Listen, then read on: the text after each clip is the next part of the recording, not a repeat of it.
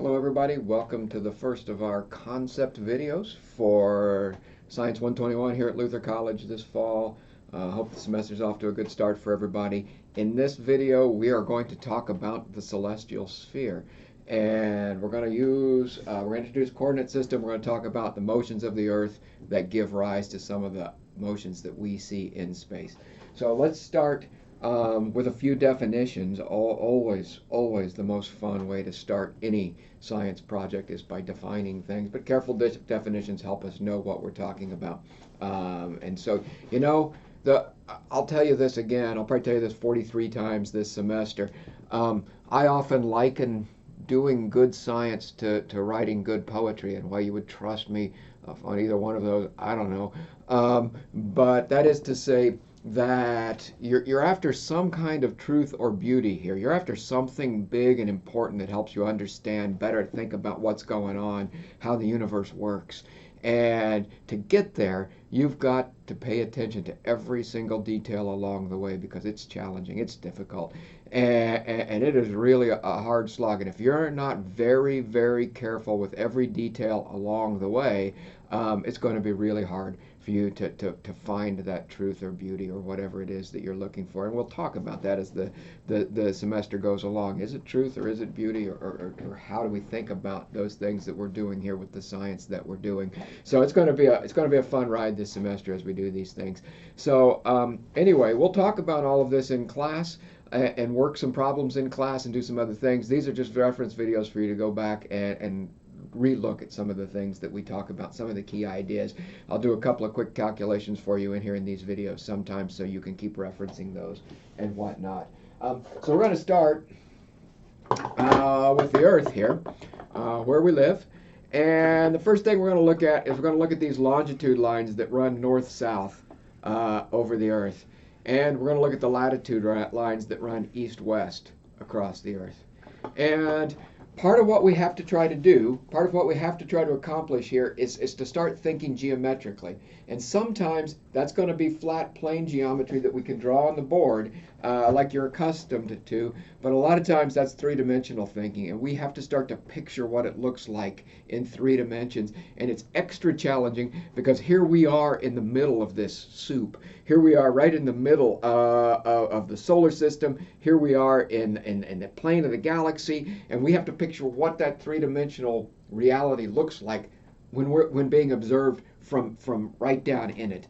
And so we got to practice this. And we're going to practice it in lab, and we're going to practice it in the classroom setting, in the large classroom setting. And so this is stuff we're going to work on here. And so if you take this is more or less a sphere. The Earth isn't quite a sphere, but it's more or less a sphere. And if you project that onto the surface of the sky, you can imagine that you're looking at the inside of a sphere that is this projection onto the sky. And the inside of that sphere that you're looking at is the celestial sphere. So when we talk about the celestial sphere, that's actually what we're talking about, is looking at the inside of that dome that's above us. And if we project these latitude lines onto the sky, we call that declination. And if we project the longitude lines onto the sky, we call that right ascension. So right ascension equals longitude projected onto the sky, and declination equals latitude projected onto the sky. And the longitude, I'll slip up. I'll try not to do this for you, but I will slip up and write declination as a Greek letter delta, a small delta, and right ascension as a small Greek letter alpha. And you might see that other places that you look. So when you're talking about, these are called celestial coordinates. And when we're talking about these celestial coordinates, oftentimes people will use the symbol alpha for right ascension and delta for declination. And I will probably do the same, because I've been doing this for many decades, and it's hard to catch myself sometimes. So now we can look at this and we can say, okay, we're here, as we're having this course, we're here at about 43 degrees north latitude. And at 43 degrees north latitude, that means 43 degrees plus 43 degrees of declination can be directly overhead. That's our latitude line projected onto the sky. So things that have a declination of 43 degrees can pass through the point directly overhead. And so we have we have these objects that can range from plus 90 to minus 90 in declination, and we see this point directly overhead, the things that have a plus 43 degrees declination for us here in Decorah. And we call that point directly overhead the zenith. Okay, so the zenith is directly overhead. The line that connects north to south directly overhead we call the meridian. So objects will move from east to west in the sky, just, it comes from the rotation of the Earth. So the Earth is rotating, and so you have the Earth rotating here, and it causes the apparent rising and setting of the stars, just like it causes the apparent rising and setting of the sun.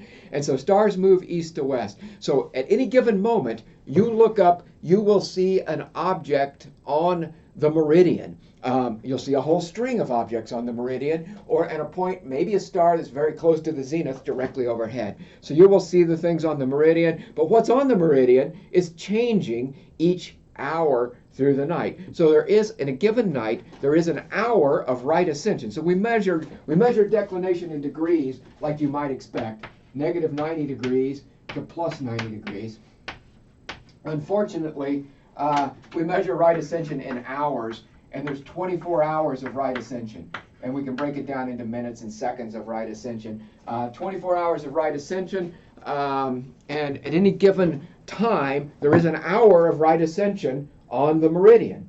And an hour later, that hour of right ascension will have moved west, and 1 hour later of right ascension will have moved up onto the meridian. And so you'll see, the way I like to think about it is I like to think about this coordinate system, right ascension and declination, being attached to the stars, being attached to the dome of the stars. The stars are moving. We'll talk about this down the road. The stars are moving slightly, but not very much. So we think about them, we call them often the fixed stars. So we think about them fixed. We think about them having a fixed right ascension and declination, and that right ascension then is sliding past our meridian. So the meridian is attached to us, and the right ascension is sliding behind that meridian line, and we can ask, hey, what's on the meridian at this time? And so we're going to work on this in lab next week. I'll record a lab introduction for you to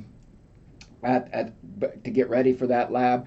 Now, as things move, as the Earth rotates here, you can imagine here looking at a point in the sky, and as you look at a point in the sky, you will see this object appears to be making a circle due to our rotation, unless it's right on the north or south pole.